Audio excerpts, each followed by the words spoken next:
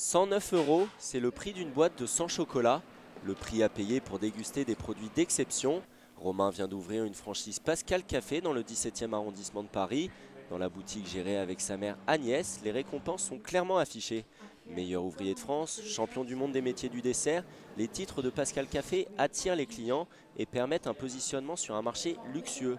Les tarifs affichés sont expliqués par cette garantie de qualité. Vous allez avoir une matière première qui va avoir rien à voir par rapport aux autres chocolatiers de base, vraiment basiques, les grosses marques dont je ne citerai pas le nom. Donc par exemple, Pascal Café a en fait un partenariat avec la chocolaterie de l'Opéra qui va en fait s'occuper de chercher les meilleures fèves à travers le monde. Donc ça va être vraiment du chocolat d'exception. Donc il va y avoir tous ces enrobages qui vont être assez exceptionnels. Les stratégies de vente sont différentes d'un chocolatier moins récompensé et sont adaptées au luxe des produits proposés. C'est un marché de niche, donc il y en a très peu sur le marché quand même. Donc évidemment, le panier moyen doit être plus élevé, c'est plus logique.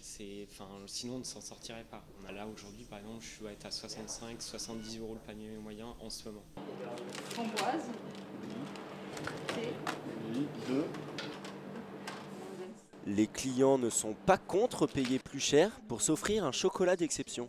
C'est vrai que plutôt que d'acheter du classique, entre guillemets, du Jeff de Bruges ou des choses comme ça, qu'on voit partout, voilà, je préfère plutôt viser des chocolats d'exception et de très bonne qualité. Bon, ça coûte un peu plus cher, effectivement, mais bon, quand on aime, voilà.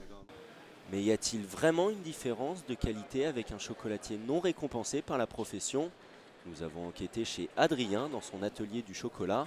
Fondé par Serge Andrieux à Bayonne, ville chocolatière de France, cette maison attache aussi de l'importance à la qualité des matières premières. La chocolaterie missionne des chercheurs pour trouver les meilleures fèves de cacao. Alors les fèves de cacao viennent de différentes provenances, sachant qu'on a des chocolats qui viennent du Venezuela, Madagascar, Sao Tomé, et c'est un mélange de différentes fèves. Il y a des négociants en fèves de cacao qui recherchent les meilleures fèves de cacao, de meilleure qualité. La maison s'adapte aux attentes d'un public plus large, une stratégie de vente qui se traduit par un trafic en magasin plus élevé et des prix plus abordables. Je sais qu'il y a des gens qui viennent pour acheter, ça peut être 2 ou 3 € de chocolat en vrac, et puis on a des commandes à 200 €. Un prix au kilo divisé par 2 pour un chocolat d'une qualité relativement comparable. Adrien explique cette tendance notamment par l'absence de titres honorifiques et un positionnement différent. Les récompenses professionnelles permettent aux lauréats de pratiquer un prix plus élevé. Pourtant, l'atelier du chocolat prouve que l'accès à une qualité d'exception n'est pas toujours synonyme de prix mirobolant.